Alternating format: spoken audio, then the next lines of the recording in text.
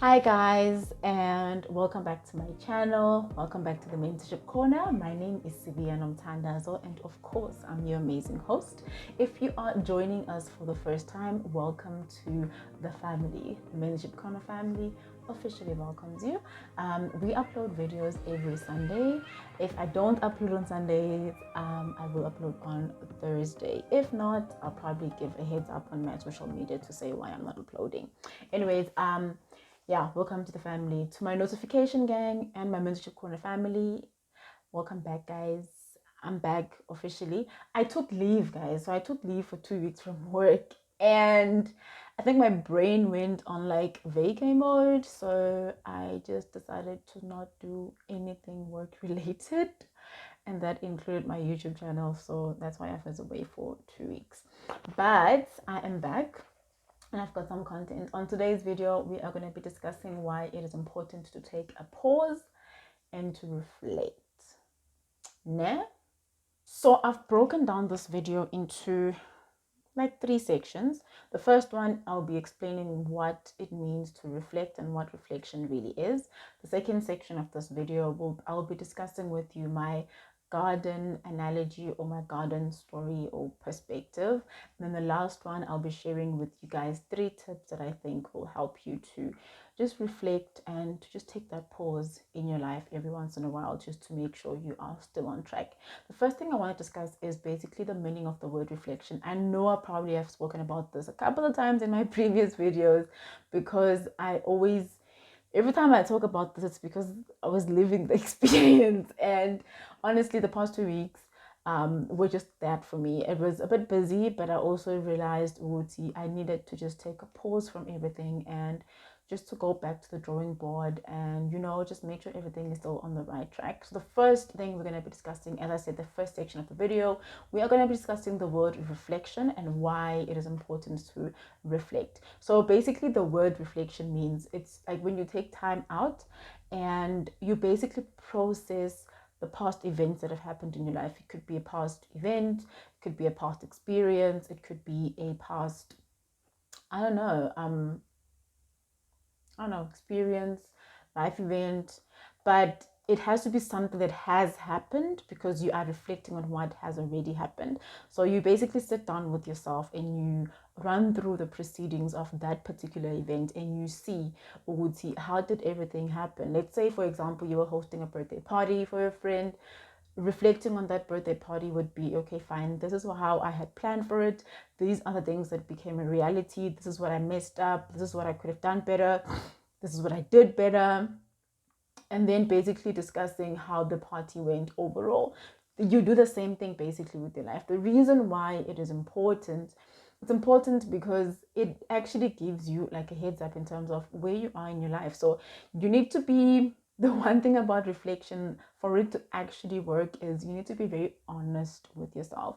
You need to be honest with where you are in your life. You need to be honest with where you're going, and you need to be honest with how you're gonna get there. You must be very honest with yourself so that it actually works. Because if you're not, you're just gonna keep living in your own bubble, and then you will be wondering why isn't Uzingenzeki Kandi. You're not honest with yourself, guys. You must be honest with where you are in your life, where you want to go, and also be real about it. Be very real about the whole process so that your reflection process actually works. Okay, so that's the first part of our video. So the second part of our video, I'll be discussing my garden analogy. I love this example because it just highlights overall how your life is as an individual, right? So I'm pretty sure I've spoken about this already as well in my previous videos, but I think I was referring to mental health and mental well-being. Today I'm going to be using it to refer to your life as a whole, right? So the first thing is, your life is like a garden. The reason why I'm saying this is because your life is like this fertile environment where you allow people in, you move people out, you allow things to happen in your life, you allow things to not happen in your life, you avoid things to not happen in your life. You decide what you want to do, what you don't want to do. Sometimes, unfortunately, you can't control that and it just happens, and then you need to learn a lesson from it and then take it from there. That's just life and that's how it is. So think about your life, think about your life as a garden. So you've got, let's say you have a flower garden, for example. So the garden itself is your life, and then all the flowers that you plant in the garden, it's all the things that you allow into your life, and all the things, the people, sorry, that you allow into your life. So your family, your friends, your loved ones, your spouse, whatever, whoever it may be, your mentors, those are the people that you allow in your life. So there comes a time, unfortunately, where weeds start growing in your garden, right? Okay, before I even start talking about weeds, let's talk about the type of people you allow in your life, right? There are good and toxic people in your life, right? So there's the good people are the ones that you want to go and plant into your life, which you are planting into your garden. And then the bad people, the toxic people, unfortunately, you learn that along the way, or through a certain experience that the person is actually quite toxic for your own liking. Then those people you need to be able to pluck out and remove from your garden, right?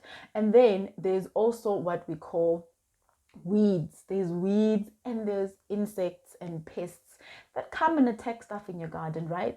That's all the negativity around you. It could be negativity from your friends, your family, yourself, because we also unfortunately sometimes breed out a lot of negativity from our inner selves, that actually affects how we behave and how we turn out overall as people, as individuals, right? And then it could also be factors that you don't control. Like, for example, no one chooses to be raped, no one chooses to be abused. Unfortunately, those are factors we cannot control. No one chooses to be hijacked, no one chooses to be beaten up. Those are factors we cannot control. But they happen either way. So those are all the weeds that start developing and creeping up on your garden, and all the pests that come and creep up and try and destroy your flowers, which are the good people in your life, right? And the good relations and the good habits that you have in your life. So those are all the things you need to then be cautious and be aware of, and then have the courage and be brave and bold enough to actually remove them from your garden and remove them from your life, so that your life can be that which you want, right? So once you've done that, you must also remember that there's something called maintenance. You can't just expect your flowers to grow if you don't make sure with your pot plants are still nice and taken care of. You add your fertilizer, you water your plants, you make sure they are taken care of. If you don't do that with any relation that you've got, with any, I don't know, relationship with yourself that you've got, then it's not really going to turn out well, because at the end of the day, maintenance is also important. You still need to check up on your friends, you still need to check up on your family, you still need to check up on yourself, because unfortunately, if you don't, no one will, no one will do that for you. So you need to make sure your garden is maintained, and your garden is your life. You need to make sure you plant, you keep the right people in your life, you remove the people you don't need in your life, you remove the energy you don't need in your life. You need to make sure you maintain and you take care of the people that are in your life, appreciate them, and make sure that they know that they are loved and cared for by you, right? Okay, so now we're coming towards the end of our video. It's the last section of our video. On this part of our video, I'm just going to be sharing 3 tips that have worked for me in the years, and I think can actually also work for you. So you don't have to use all of them. You can just use whichever one that works for you. And in each tip, I think I've added like 2 or 3 things you can do. You can just choose one of each that you would like to do. You don't have to do all of them.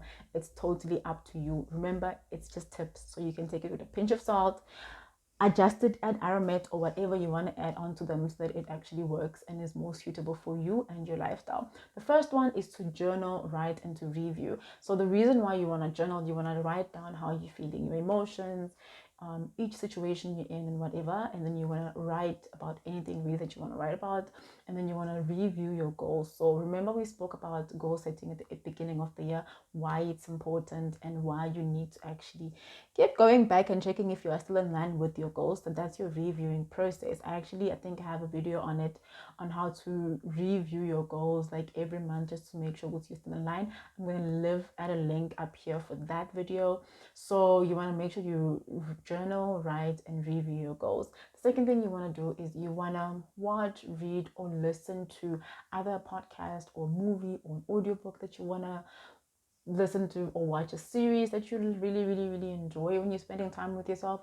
do that. But you must remember, Wuti, it can either be entertainment or educational. It's honestly totally up to you. I prefer doing more educational. I do entertainment when I'm craving comfort, but it's totally up to you, right? It is totally up to you. The last thing that I think is very, very important is to just enjoy a moment of silence with just you and your thoughts.